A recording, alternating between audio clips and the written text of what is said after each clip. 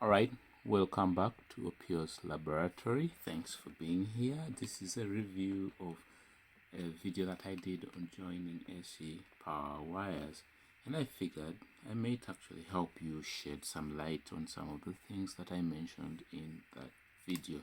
Now that you're here, when joining wires, there are three or two main categories of wires that we are dealing with, and in that case we are looking at power delivering wires, which would group the AC and DC. So with AC we actually have it split into three wires, and that is, we are looking at the live, and that is the one that is very deadly. Then we look at the neutral wire, and then comes the earth wire, which is simply for protection. Now when we come to DC, we are also looking at wires, and two in particular, and that we are looking at the positive and then the negative terminals. Now when joining wires, what are we trying to do? We are trying to join them in a way that, one, they do not short against each other, that is touching each other and cut power from reaching the intended point. And then two is to be able to insulate them, but this is ideally to actually achieve also that, and also to protect you from being electrocuted. Now in essence, what are we talking about here? So I just wanted to explain to you why I decided to combine them or connect the wires in a manner that they were skewed. Now take for instance these three sets of wires, the ones we were looking in that video.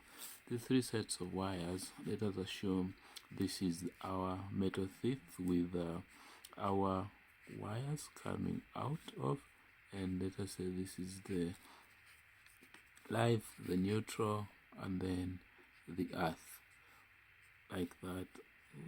Basically that is strands of wires coming from a thicker set of wires.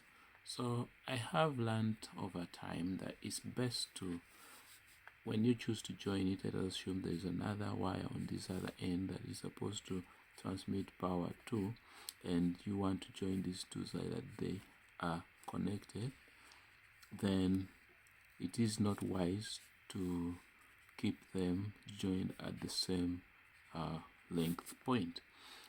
Now what's the best practice? So this is how normally I deal with them. So if I had, let us say, the live wire on this side coming out of a bigger let us say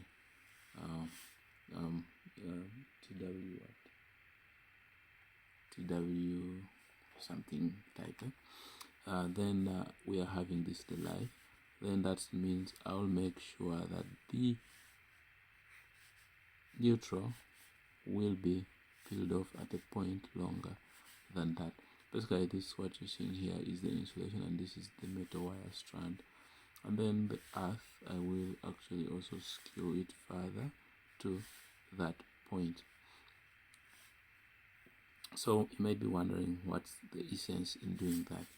The essence is that when I bring the other one, that means I'll have to have the other one such that, one, its life is long, and then the neutral is shorter, and then the earth will be the most short.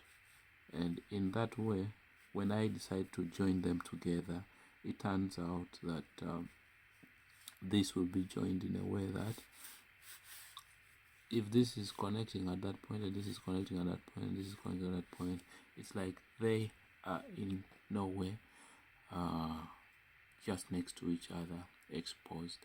So that in a sense allows us to be able to join them in a manner that they will never touch each other, in case the insulation that is covering the point that they have been joined together at gets ripped off. We are still safe. So in a sense, let us say if this eventually comes and joins this at that point, and we are having its insulation coming all the way up to here, assuming we had moved that cable, and then we are having this connecting to this at that point, and its insulation is reaching this far, and similarly is this reaching there, and its insulation is reaching here.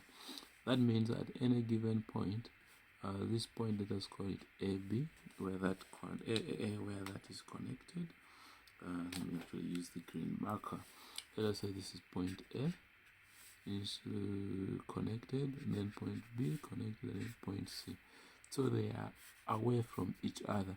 So the chance of this touching that is harder compared to here, where if A was there and then B is there and then C is there, insulating these, the not touching each other becomes a bit complicated. Anyway, I figured I had to explain that. If it's not very thorough, please do let me know in the comment sections, and I'll bring you a better video next time. For now that you've reached this far, I would like to request you to subscribe, because we are on our journey to 1,000 subscribers. And if you are already subscribed and you've watched this far, I encourage you to watch all other videos to the end, so that we are able to accumulate 4,000 watch hours. This will enable us hit the monetization threshold that will allow us bring better videos here. Thank you for being with us, 1,000 subscribers, and thank you for subscribing. See you in the next video. Ciao.